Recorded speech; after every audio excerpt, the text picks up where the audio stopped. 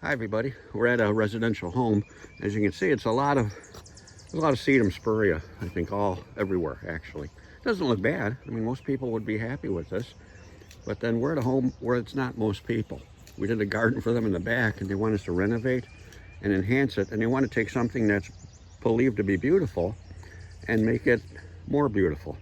But the idea is, how do you transition from something that you believe to be beautiful, which is beautiful, neat and tidy? So what within a person, where do you find within yourself that something can be more beautiful?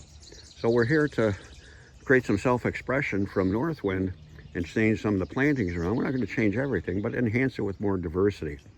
So I want to give a look at it. The sedums, the allium summer beauty. Madison's over there cutting back the Sedges humilo, and we're to dig those out and divide them. And I'm with Emily, our crew leader. So Emily, where are we at right now? It's going to be cutting back and then digging out, and that will leave us room for redesigning, and we're going to be taking out some swaths of the fescue and putting some different variety of plants in there. We'll be adding groups of diversity, but we'll keep you updated. We're going to dig out the blue fescue. Is actually done beautiful here. It's got the right drainage through winter, and it doesn't have an irrigation system, so it allows the fescue to actually understand itself and say, boy, I got a good life here. But we're taking out a few of them to incorporate some plants in between them. And we're going to get going right now, and we'll keep you updated with the changes we're making. So see you in a few moments. Well, I've dug out the sedum. You can see I left edges of sedum through here. I'm digging out the allium summer beauty. The clumps are too big, they'll be out of proportion to the new plants we put in. So we're digging out all the allium summer beauty. We're going to divide them and replant them, and then also place them in other areas throughout the garden. So we just won't have summer beauty here. We'll have continuity of the summer beauty going through. And we'll take a look at that after we're done. But it's so much fun. See, we dug this out. What I'm doing now with my gardening shovel, my spearhead, is I'm cutting off all the soil. We don't need a soil ball. We're going to take the soil off. We're going to cut them back, and then we're going to divide them. And out of this one clump of allium, I'm probably going to get 2, 4, 6, maybe 7 plants. So out of the total 4 clumps, I'm probably going to have 30 plants that we can replant. And I mentioned too, we cut all the foliage halfway back, and they'll come up with beautiful new foliage this time of year and look terrific by early to mid-June. Well, we've got all the plants out that we saw at the beginning. We relocated some sedums and put them under some shrubs on the other side of the house. Emily's drilling the holes for the new plantings. We replanted everything you dig out and divided, you replant first. We've got the allium summer beauty divided. We took 4 plants of summer beauty and we made about 25 of them, but we're only going to use probably 15 or 16 scattered through there. So we're replanting right now, and then after we get the patterns and planting done, we'll put the leaf mulch around it. Okay, we'll keep on moving, and we'll see how the garden looks with a walkthrough. Well, we've got the gardens done. Deborah's over there. She's the owner. She's doing the watering. She's pitching in, and we've got the replantings done. I'll go over some of the patterns later, but here's Emily to kind of fill us in on what we've done since our last meeting. Yeah, we're pretty much done. We're ending with mulching and watering, but before that we were digging out what we wanted to move and divide and replanting it, as well. That was the allium summer beauty. Alliums and some Sedges and salvias. And we got quite a bit from the allium. I think we got almost more than we needed. We got almost 25 plants out of 5. Oh, and the sedums. We took out some sedums and relocated those.